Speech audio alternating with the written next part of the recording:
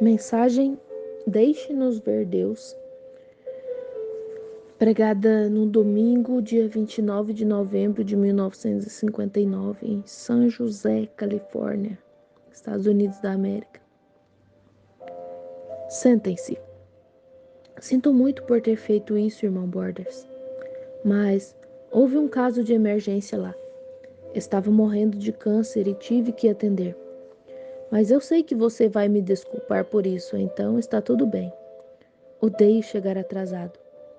Estava esperando um pouco, encontrando alguns amigos, e então me deparei com esse caso que foi apresentado. Muito grave. Então tive que atender rapidamente. Simplesmente não sei como começar nessa tarde. Estava pensando aqui na estrada. O que eu poderia dizer para uma audiência de pessoas como essa? Tem sido uma reunião memorável para mim. E não estou dizendo isso só porque estou diante de vocês. Estou dizendo isso porque vem do meu coração. E eu quero que cada um destes ministros saiba que eu considero essa uma das melhores reuniões que já tive. Isso é certo, por causa de sua excelente cooperação, que foi extremamente importante. Já vi momentos em que já tive mais audiência, maior frequência, mas nunca vi uma reunião em minha vida que tivesse um companheirismo mais harmonioso do que o que tive entre vocês, irmãos. Deus os abençoe. Confio que suas igrejas irão crescer e ampliar de tal modo que isso não acabe. Rogo que Deus os mantenha no ministério até que ele venha. Esta é a minha oração sincera por vocês. E eu tenho mesmo, quando tenho tido mais ministros em cooperação, como algumas vezes na África, Índia, assim, quando tínhamos centenas e centenas em um conselho, mas nunca um tempo assim, como me parece, me apoiando com um só coração e um só acordo. Isso é realmente maravilhoso. Agradeço por isso, irmãos.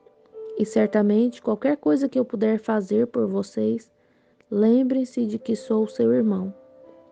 As noites não ficarão muito escuras, a chuva não cairá muito forte, vê? Farei tudo o que puder para ajudá-los a avançar neste grande evangelho ou fazer algo por vocês. Deus seja sempre com vocês. Quero dizer também ao meu irmãozinho aqui, Roy Borders. Eu conheço o irmão Borders há pouco tempo. Sempre desejei encontrar alguém que preparasse as reuniões para mim. O irmão Roy pareceu ter acertado exatamente no ponto. Ele não é um ministro, é um empresário. Eu o deixei preparar 2 ou 3 reuniões só para ver o que ele faria. E esse é o resultado, um só acordo. E geralmente, se um ministro vem preparar reuniões para você, bem, um ministro sempre tem uma coisa ou outra, e ele tem uma doutrina ou outra coisa que ele quer apresentar. E ele fica entre um grupo de ministros e apresenta uma doutrina, então você está em problemas. Vê? Então, é melhor um homem que não seja um ministro. A propósito, entrando alguém me perguntou, disse, irmão Brana, o senhor é do só Jesus? Pertence ao só Jesus? Respondi, absolutamente não. Interrogou. Alguém disse que o senhor não crê em falar em línguas. Respondi, eles não me conhecem muito bem, isso é tudo. Certamente, eu creio. Bem, e o irmão Borders é certamente um cavalheiro cristão. Fez um trabalho muito bom. E certamente agradeço ao irmão Borders por me acolher. Ele tem tido muitas dores, muitos problemas, mas tem feito um bom trabalho. Deus abençoe o irmão Borders, é minha oração sincera. Irmão Wagner, acho que ele é como que um presidente, eu creio. Ele é do comitê com quem sempre me reúno. Um trabalho maravilhoso, exatamente como ele fez da outra vez, excelente. Ele me convidou para ficar com ele em sua casa. Eu desejei tanto fazer isso que quase podia sentir. Tive que recusar, porque pensei que talvez com esse companheirismo maravilhoso Gostaria de ir a cada uma de suas casas, vê? Gostaria de estar com cada um de vocês. E eu respeito os sentimentos de vocês e tenho certeza de que o irmão Wagner entendeu a situação. Vocês compreendem? Se eu fosse com o irmão Wagner, eu ia querer ir também com cada um de vocês. Se eu não conseguir fazer isso, irmão Wagner, algum dia do outro lado eu quero 1000 anos separadamente com cada um de vocês. Então teremos um maravilhoso tempo lá. O irmão Toy, certamente ele é.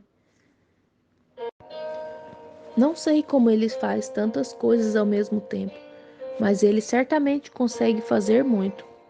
Eu o vi outro dia no café da manhã dos homens de negócios, como ele estava envolvido nas atividades de pregador, diácono, zelador e tudo mais que aparecesse. E ele estava tentando fazer tudo. Ele ama o Senhor. Tive o privilégio de conhecer sua esposa e ver sua amável filha e o marido cantando. Certamente foi inspirador.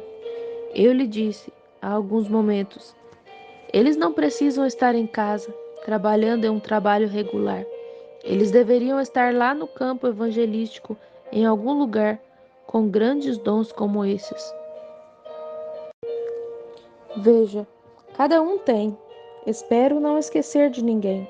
A senhora que toca piano, os cantores, os corais e tudo o que tem sido. Eu certamente aprecio isso com todo o meu coração. E os moços aqui, Jenny e Léo, eles desejam expressar seus sentimentos a vocês também, pela compra das fitas e dos livros, e pela parte que eles têm que cuidar. Eu os encontrei na porta há alguns momentos e lhes disse que eu expressaria seus sentimentos a vocês. Eles certamente apreciam tudo o que vocês têm feito para ajudá-los e para o grande mover de Deus. E agora isso parte de mim mesmo, meu filho, minha esposa, minha nora e todos, muitos. Alguém tem indagado: quem é a irmã Brana? É a garota mais tímida que eu já vi em toda a minha vida. Oh, que coisa! Irmão Art Wilson, tenho certeza de que todos vocês o conhecem. Creio que foi o irmão. Não, foi o irmão Jewel Rhodes, uma noite que disse: queremos que a irmã Brana suba à plataforma. E ela quase teve um ataque do coração. Ela é muito tímida. Querida, se você não for desmaiar, ficaria de pé um minuto para que alguém possa ver com que garota tão encantadora eu me casei? Muito bem. A congregação aplaude. Minha nora, a esposa de Billy, Lois, se poria de pé, irmã, por um momento? Essa é a esposa de Billy e minha nora. A congregação aplaude. Muitos de vocês já ouviram falar de José, não ouviram?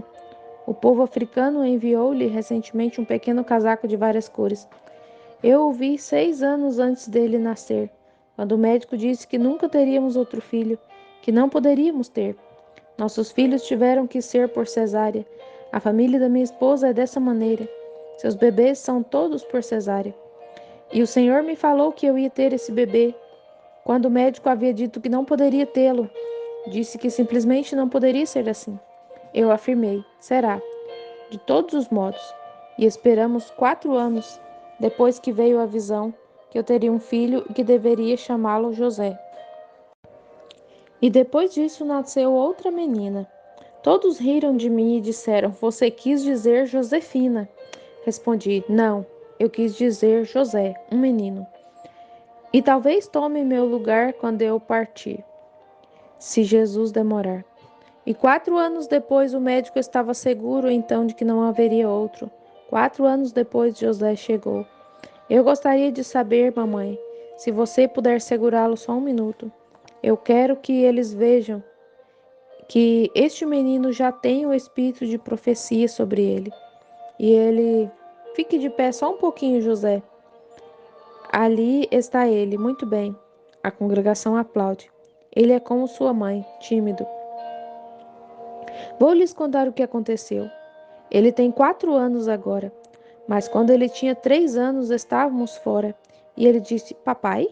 Eu respondi: sim, querido. Ele disse: Davi, este é o menino que estava aleijado e foi curado o filho do Sr. Wood, que mora ao nosso lado, disse. Eu o vi envolvido num acidente em uma motocicleta. Ele nem tem uma motocicleta. E machucou a perna e rasgou a roupa do lado direito. Eu perguntei: Onde foi isso, querido? Respondeu: Na rua onde nós moramos. E 3 dias depois, um rapaz veio de Kentucky andando de moto, e Davi desceu a rua e machucou o lado direito e rasgou as roupas, exatamente como José viu. Na manhã, quando eu o dediquei ao Senhor, havia muitos bebezinhos ali, e havia mãe com eles junto ao altar. Quando peguei José nos meus braços, sem pensar no que estava dizendo, disse: José, meu filho, tu és um profeta. Essa é a minha oração. De qualquer forma, eu creio que será que Deus tomará tudo o que ele me deu e duplicará e colocará neste menino, para que então, quando eu for, ele tome o meu lugar. Billy tem sido meu amigo. Eu o criei. Sua mãe morreu quando ele tinha apenas 18 meses e tenho sido pai e mãe para ele. Mas ele parece não ter um chamado para ser um pregador. Ele é tímido, acanhado e assim por diante. Tudo parecido com sua mãe, tímido. Mas ele tem sido uma grande ajuda para mim nas reuniões, porque confio nele. Levei-o lá e lhe dei um trabalho de responsabilidade. Veio? Esse trabalho de cartão de oração é um trabalho de responsabilidade. Alguém obtém isso e diz: certa vez um homem propôs: Eu te darei $500 se você colocar minha esposa na plataforma. E se isso acontecesse? Então, o que o Espírito Santo faria? Billy sabe o suficiente para nunca tentar isso. Ele sabe que eu descobriria tão logo ele chegasse à plataforma, visto que o Senhor revelaria. Assim sendo, ele nunca faria isso. Então, estamos todos gratos a vocês. E então, para o zelador, o cavalheiro que nos ajuda na porta aqui, e eu creio que ele é uma espécie de zelador aqui ou algo, ou um guarda na porta. E para todas as pessoas que nos deixaram usar este belo auditório, simplesmente não consigo agradecer o suficiente. Eu certamente aprecio isso, e tudo, em todos os sentidos, e tudo o que foi feito.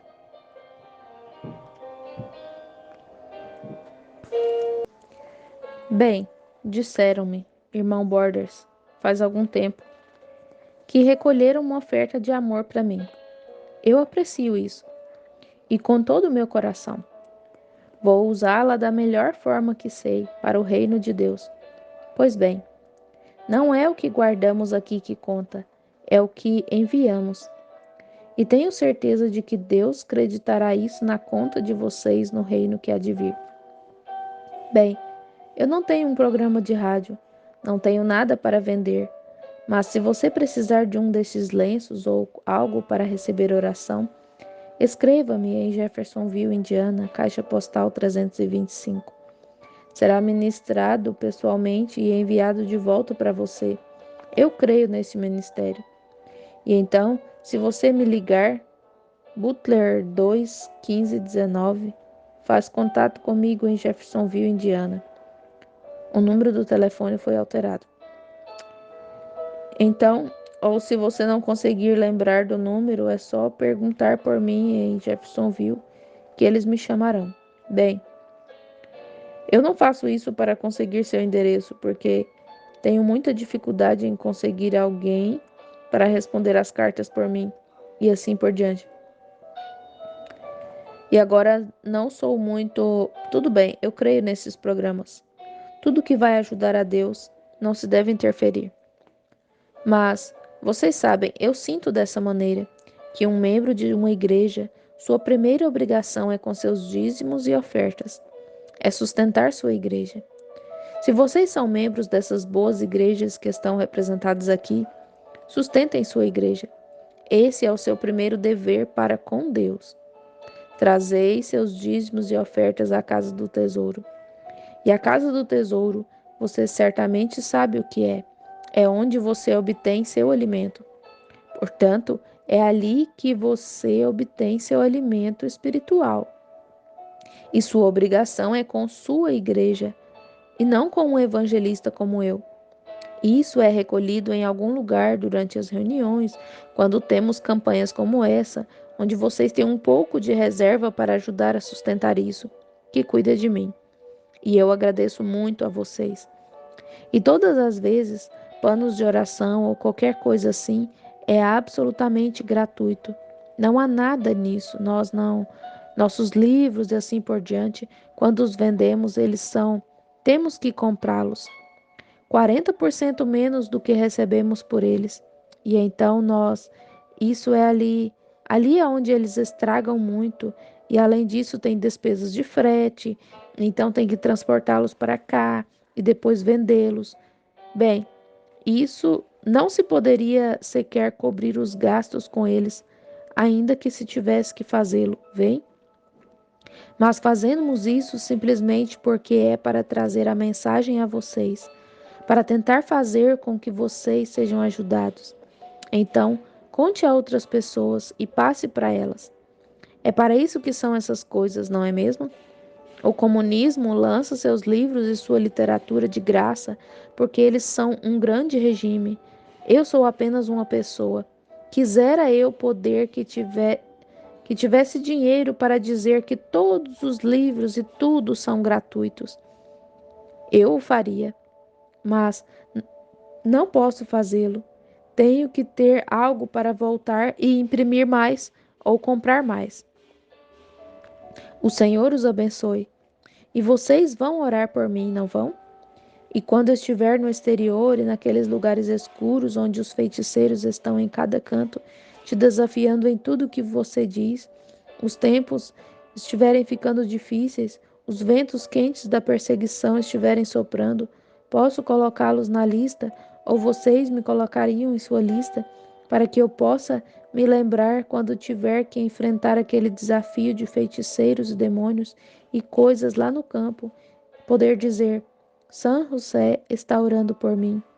Vocês vão? Vocês vão orar? Levante a mão se você vai orar e diga: Estarei orando por você. Obrigado. Obrigado, meus irmãos. Obrigado. Venho entre vocês para ser seu irmão e ajudar a trazer paz e Cristo, tudo o que é bom para vocês. Orem por mim. Se me esqueci de alguém, perdoe-me. Não foi minha intenção. Mas um grande obrigado de coração e a bênção de Deus para cada um de vocês. Nós vamos voltar para casa agora rapidamente. Tenho cerca de 3 dias de reunião lá em minha igrejinha para lhes ensinar acerca do batismo do Espírito Santo, falar em línguas, sinais e maravilhas que seguem os crentes e assim por diante para as pessoas que estão aos arredores ali. Eu creio em todos os dons espirituais. Creio em toda a Bíblia. Sou pentecostal do topo da minha cabeça até a planta dos pés, por dentro, por fora, ao redor, completamente. Sou pentecostal. Sim, Senhor, dizem. Você é um batista, você disse. Sou um batista pentecostal. Sou um batista que recebeu a bênção pentecostal. Então eu amo o Senhor Jesus. E eu estava pregando, encontrei alguns amigos de Arkansas lá fora e estávamos conversando sobre Arkansas. E em Little Rock, uma noite, enquanto havia um irmãozinho nazareno que usava muletas e ele vendia lápis na rua por anos. E aqui estava ele na rua no dia seguinte com aquelas muletas, andando para cima e para baixo na rua, simplesmente glorificando a Deus. Naquela noite ele estava no auditório Memorial Robinson. Vocês dos arredores de Little Rock sabem onde fica. E ele ergueu a mão e disse: Só um minuto, irmão Brana. Quero lhe perguntar uma coisa. Eu disse: Sim, senhor, o que é? Ele afirmou: Sabe, quando eu te ouvi pregar, tive certeza de que o senhor era um nazareno. Porque isso é o que ele era. Continuou. Eu tinha certeza de que o senhor era um nazareno, porque o senhor prega como um nazareno. E prosseguiu. Então eu ouvi o senhor dizer que era um membro, naquela época, da Igreja Batista e pontuou. Quase toda a sua congregação é pentecostal, concluiu. Eu não entendo isso, eu esclareci. Bem, isso é fácil. Eu sou um batista nazareno pentecostal. Então é isso. A coisa toda é essa. Somos um em Cristo Jesus, unidos pelos laços de seu amor.